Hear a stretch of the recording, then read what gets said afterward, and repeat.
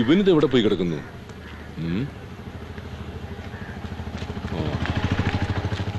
അതെ, കട അവിടെ മലർക്ക തുറന്നിട്ടിട്ട് നീ ഇവിടെ വന്ന് സൊറ പറഞ്ഞിരിക്കുക. ആരെങ്കിലും അതിനകത്തേക്ക് കയറി പോയാൽ പോലും അറിയില്ലല്ലോ. പിന്നെ രണ്ട് സൈഡിലും കാവലത്താണെന്താ സ്വർണ്ണക്കട. സ്വർണത്തേക്കാ വിലയുള്ളതാണ് അതിനകത്തുള്ളത്. അതെന്താണെന്ന് അറിയണമെങ്കിലേ ആദ്യം നീ അക്ഷരങ്ങളുടെ മൂല്യം എന്താണെന്ന് അറിയണം. മഹാത്മാവ് ആരായിരുന്നു ഞാൻ ചോദിക്കട്ടെ, ഈ PK പ്രഭാകരൻ എഴുതിയ ഗാന്ധിജിയെ അടുത്തറിയുക എന്ന പുസ്തകത്തിന്റെ 5000-ഓളം കോപ്പികൾ ആ കടയിൽ കടാച്ചടക്കായി കെട്ടിക്കിടക്കുന്നു.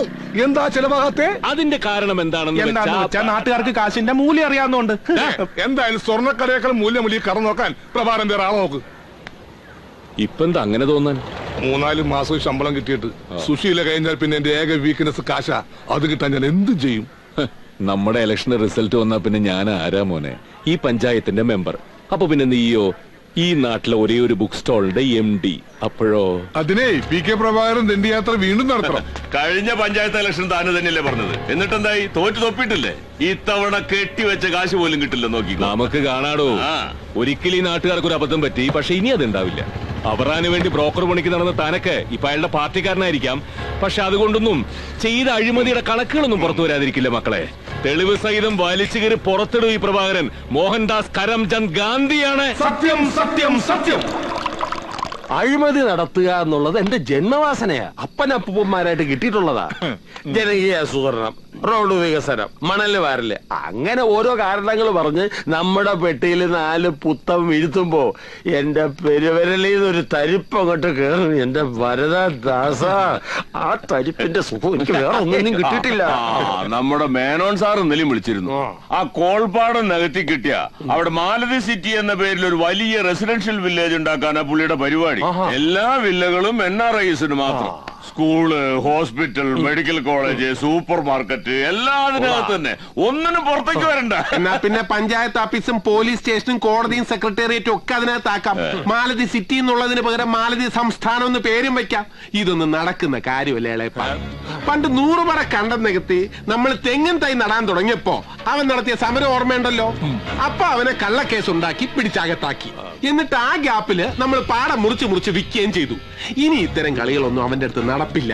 ഈ കുന്നും പുഴയും പാടുന്ന കേൾക്കുമ്പോ അവനെന്തിനാ ഹാലടക്കുന്നത്? അവന്റെ കുടുംബസ്വത്തൊന്നല്ലോ. അവനെ പോലുള്ള ചിലർ സമരം ചെയ്യുന്നത് കൊണ്ടാ ഈ കുന്നും പുഴയും പാടവും ഒക്കെ ഇങ്ങനെയെങ്കിലും നിൽക്കുന്നത്.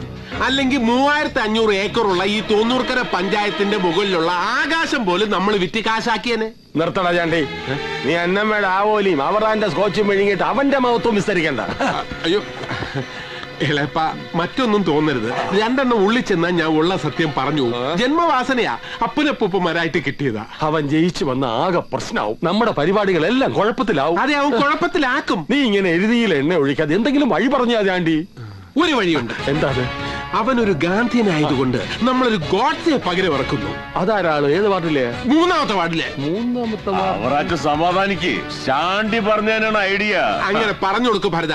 ബാക്കി നോക്ക്, പെട്ടെന്ന് തീർക്കാം. ഒഴിക്കുതാ. 3ാമത്തെ വാർഡിലൊരു പണിക്കരാണല്ലോ ഈ ഗോഡ്സ്. അതേത്?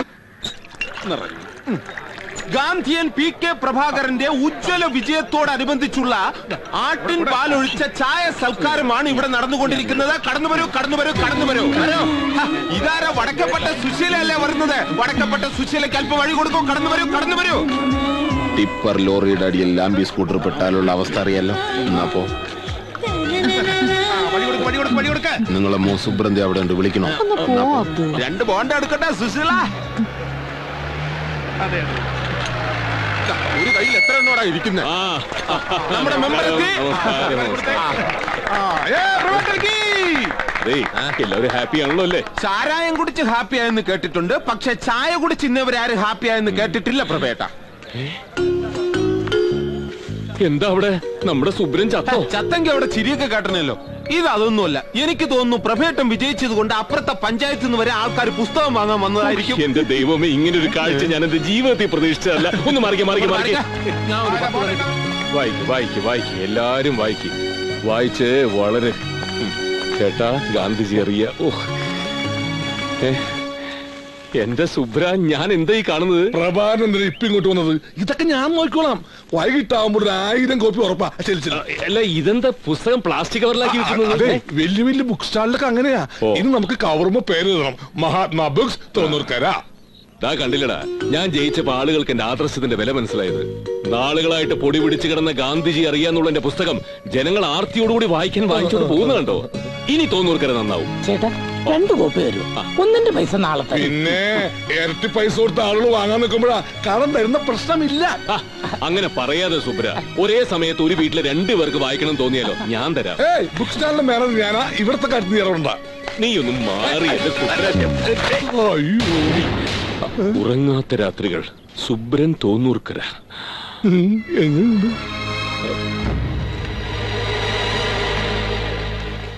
എന്താണത്? വടക്കേപ്പാട്ട് സുശീലിന്റെ ആത്മകഥ ഞാൻ എഴുതി അടുപ്പിച്ചതാ. അടുത്ത എഡീഷനിൽ ഭാഷ ഇത്തിരി ശരിയാക്കണം, അവിടെ ഇവിടെ കേട്ട് ഇത്തിരി തറയായി പോയെന്ന് പറഞ്ഞു വിമർശകര്. ഒരു ഡിജിറ്റൽ ഫീൽ ഉണ്ടാക്കാൻ ഒരു സീഡിയും ഒരു കാലത്ത് മലയാള സിനിമ താങ്ങി നിർത്തിയ ചില സിനിമകളിലെ സീനുകൾ കൂട്ടിച്ചേർത്ത ഒരു മിക്സ്. ചെറ്റത്തരം ചെയ്യുന്നുട നായേ. ഏത് ബുക്കിലാണ് നീ ഇത് ചെയ്തതെന്നറിയാമോ? സോറി, നല്ല ക്ഷമയുള്ള അഹിംസവാദി ആയതുകൊണ്ട് ഗാന്ധിജി ഇത് അഡ്ജസ്റ്റ് ചെയ്യുമെന്ന് കരുതി. ക്രമിച്ചു നാറ്റിക്കലും നശിപ്പിച്ചു കളഞ്ഞോളാം.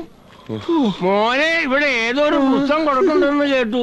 ഉവ്വ്, ഇതാ വായിക്കാൻ കണ്ണു പിടിക്കുവോ? അത് പിന്നെ ഇത്തിരി വെള്ളെടുത്തുണ്ടെന്നേ ഉള്ളൂ. കന്നഡ വെച്ചാ ഒരു കുഴപ്പമില്ല. സാക്ഷരതാ ക്ലാസ്സിൽ നീ എഴുത്തും വായന പഠിപ്പിച്ച ആളാ. ഒരു കോപ്പി കൊടുക്കട്ടെ? ഞാൻ എന്റെ കൈ എഴുത്ത് കോപ്പി തരട്ടാ.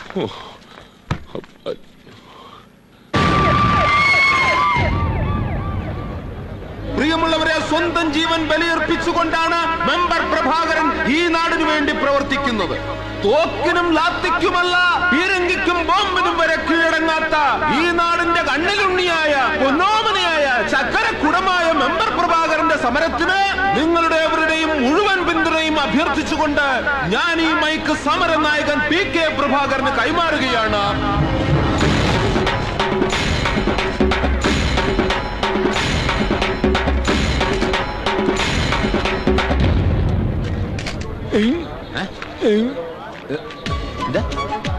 തെളിച്ചു പറ. ഓ, മുദ്രാവാക്യം വിളിക്കാനാ? ഇൻകുലാബ് സിന്ദാബാദ്. കള്ളം പേരെടുത്ത് വിളിക്കാൻ. PK പ്രഭാകരൻ സിന്ദാബാദ്. PK പ്രഭാകരൻ സിന്ദാബാദ്. പിന്നെ തെളിച്ചു പറ.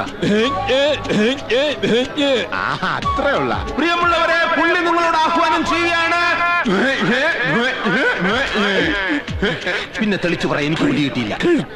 കുറച്ച് മണ്ണ് പറ്റി. ഓഹോ, അതായിരുന്നു സംഭവം.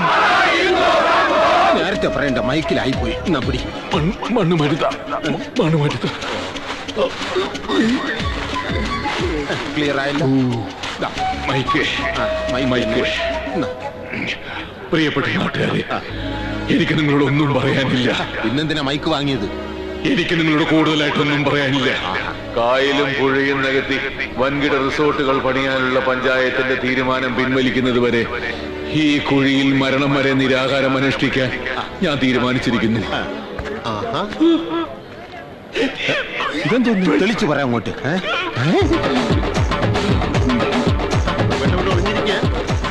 എനിക്ക് പ്രവേശനോട് കാര്യം പറയാം. അന്തസ്സായിട്ട് മരിക്കാൻ കുഴി കിടക്കുമ്പോഴാണോ നീ ഒന്ന് കാശ് ചോദിക്കുന്നത്? ഞാനൊന്ന് പറയട്ടെ. നീ ഒരു മണ്ടത്തരം പറയാൻ നിൽക്കണ്ടാന്ന്.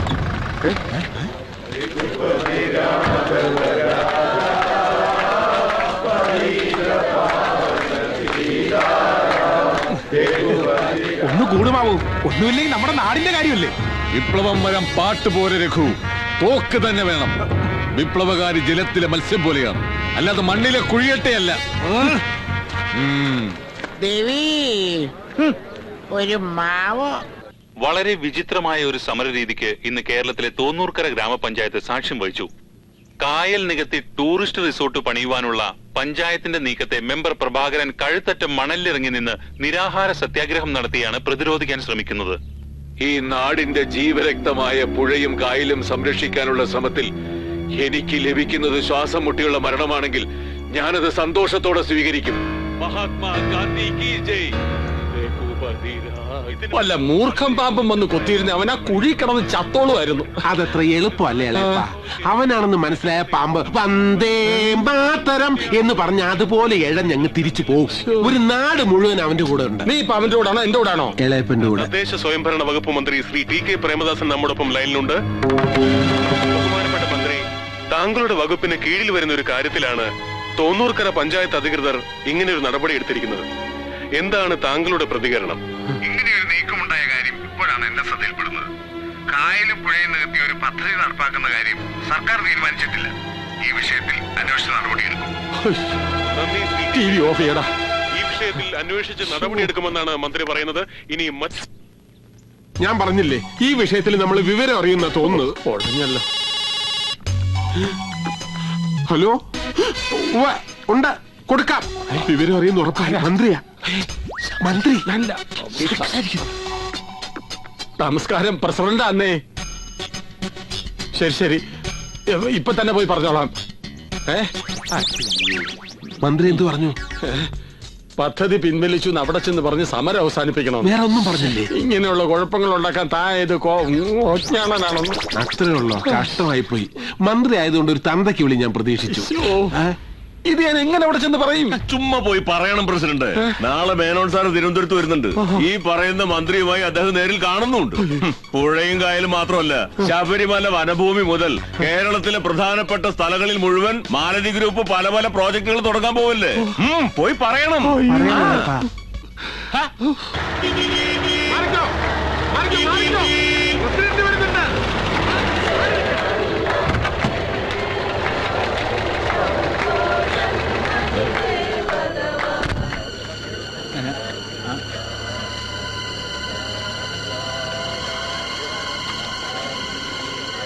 റിസോർട്ടിന്റെ കാര്യം അടുത്ത പഞ്ചായത്ത് മീറ്റിംഗിൽ ഒരു തീരുമാനം ഉണ്ടാക്കുന്നത് വരെ നടപ്പാക്കുന്നതല്ല.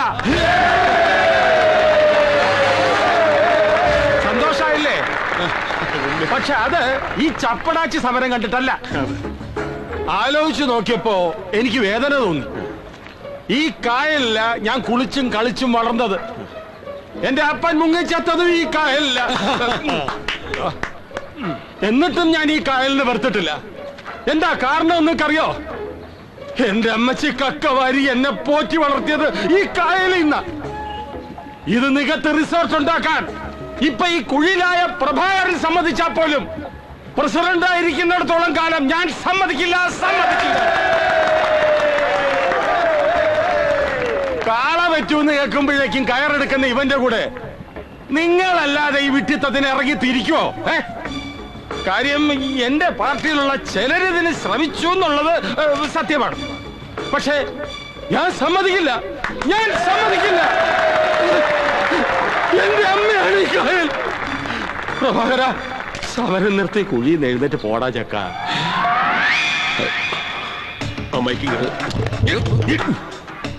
ബഹുമാനപ്പെട്ട പഞ്ചായത്ത് പ്രസിഡന്റ് അവറാച്ചന്റെ ത്യാഗനിർഭരമായ വെളിപ്പെടുത്തലിലൂടെ മെമ്പറുടെ സത്യാഗ്രഹ പ്രഹസനത്തിന് പ്രസക്തി ഇല്ലാതായിരിക്കുകയാണ്. അതുകൊണ്ട് ടിവിയിൽ മുഖം കാണിക്കാനും പത്രത്തിൽ പേര് വരുത്താനും വേണ്ടി നടത്തുന്ന ഇത്തരം വില കുറഞ്ഞ പരിപാടികൾ അവസാനിപ്പിച്ച് എല്ലാവരും അവറാച്ചനെ ജയ് വിളിച്ച് പിരിഞ്ഞു പോകേണ്ടതാണ്. അവറാച്ചനെ, ബഹുമാനപ്പെട്ട അവറാച്ചനെ,